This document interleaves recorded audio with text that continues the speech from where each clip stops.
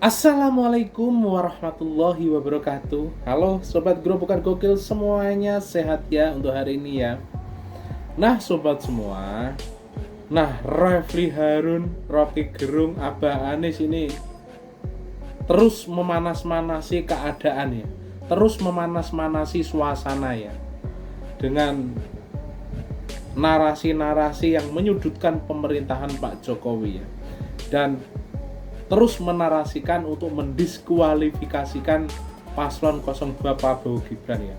Namun ketika bertemu Natalius Pigai, Refli Harun itu hanya terdiam dan diceramahi oleh Natalius Pigai.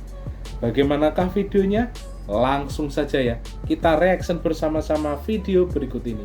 Menggambarkan bahwa situasinya memang amat serius.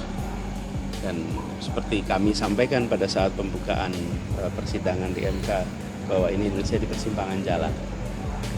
Apakah Apanya, kita akan Pak Anies? kembali ke era di mana praktek-praktek demokrasi menjadi seremonial saja, karena semua sudah serba diatur. Kita ingat era seperti itu. Diskualifikasi 02.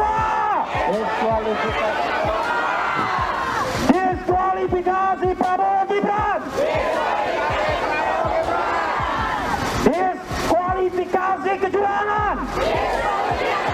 Profesor Karena itu kawan-kawan semua, saya sudah ngomong dengan 03. Kalau kita nanti diadu 01 dan 03 dan 02 insya Allah diskualifikasi, PD saya kali bilang kita jangan mengulangi lagi kecurangan. Istana cawe-cawe, istana cawe-cawe, Jokowi cawe-cawe. Pemilu ini sudah tidak adil, saudara-saudara sekalian. Jadi gimana itu posisi yang namanya orang-orang hebat, yang punya integritas, yang punya moralitas, yang punya Bang Pigai kredibilitas, menyala, bisa Abang. memberi pandangan dan pertimbangan untuk menyelesaikan konflik moralitas dan etika di Mahkamah Konstitusi oleh mereka-mereka yang partisan, non independen dan imparsial. Ya. Bagaimana itu orang-orang itu menginginkan merampas dan menghilangkan semua potestas sive sumum sive imperium dominium, kedaulatan rakyat. Suara individu, jangan cawe-cawe lah mencari suara di Mahkamah Konstitusi. Carilah suara di rakyat, karena pemilik suara itu adalah rakyat. Betul. Yang ada seantero negeri. Nyari suara kok di Mahkamah Bukan Konstitusi. pemilik suara itu Mahkamah Konstitusi. Terdiam. Oleh karena itulah, Mahkamah Konstitusi hanya diberikan kewenangan terbatas. Kewenangan terbatasnya apa? Hasil, perhitungan hasil.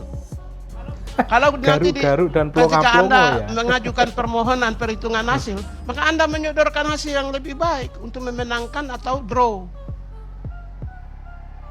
Pernah nggak 01 dan 3 menyampaikan hasil yang lebih baik minimal atau draw?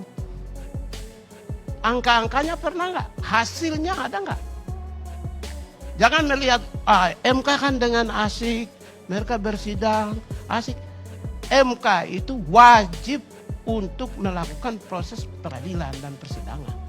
Bagus adalah pemungutan suara ulang aja, karena udah terlihat bahwa Rocky Gerung yang hari-hari terus menjelekkan Pak Jokowi ya. Pemungutan suara ulang, tinggal dibandingkan aja. Kalau hasil pemungutan suara ulang itu setara dengan hasil pemungutan suara di 14 Februari, maka Jokowi yang benar.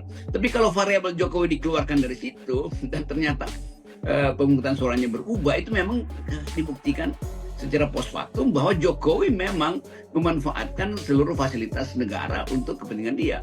Semua masyarakat mengatakan kok nggak imbang pengacaranya.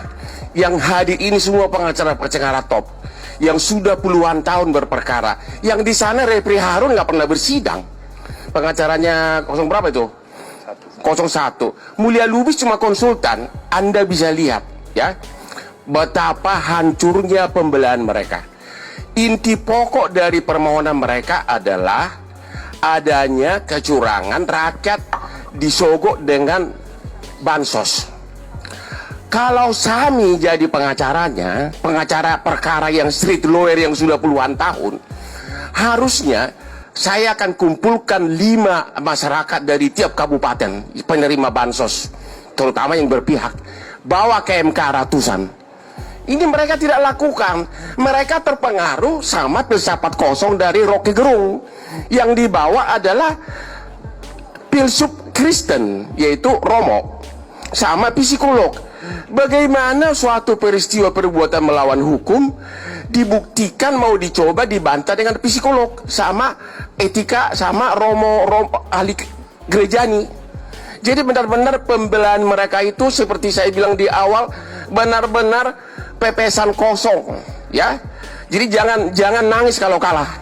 Udah itu aja. Rocky Gerung, saya tantang kau berdebat hukum ya, bukan berdebat filsafat Kopingho. Demo-demo aja, nggak apa-apa, boleh. Demo sepuas-puasnya. Silahkan demo 1000 kali sehari ibaratnya. Tidak akan mempengaruhi keputusan MK. Percayalah sama saya. Nanti kalau sudah diputuskan MK, terus presiden baru dilantik, kagak boleh demo lagi ye. Harus legowo ye. Pengen tahu nggak presiden dan wakil presidennya? Udah pasti Prabowo Gibran.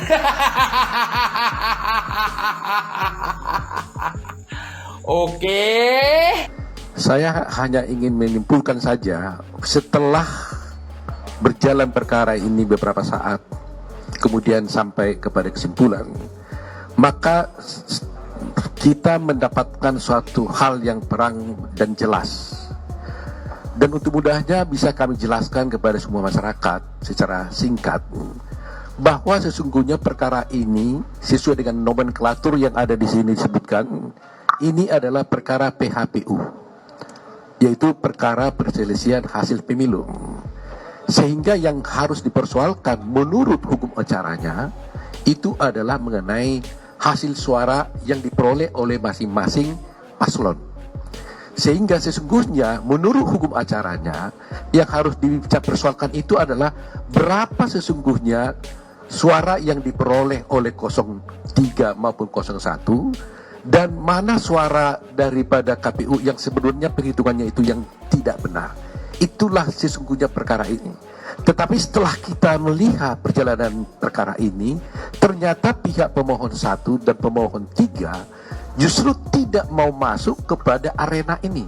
Mereka masuk kepada arena bahwa tidak mempersoalkan dan tidak mau tahu dengan hukum acara yang ada, yang sudah diatur di dalam undang-undang pemilu, yaitu harus mengenai perhitungan suara. Mereka masuk dengan mengatakan kami mengajukan gugatan bukan dengan PHPU, kami mengajukan gugatan adalah dengan dasar adanya kecurangan yang diduga dilakukan oleh 02, sehingga mereka memohon diskualifikasi.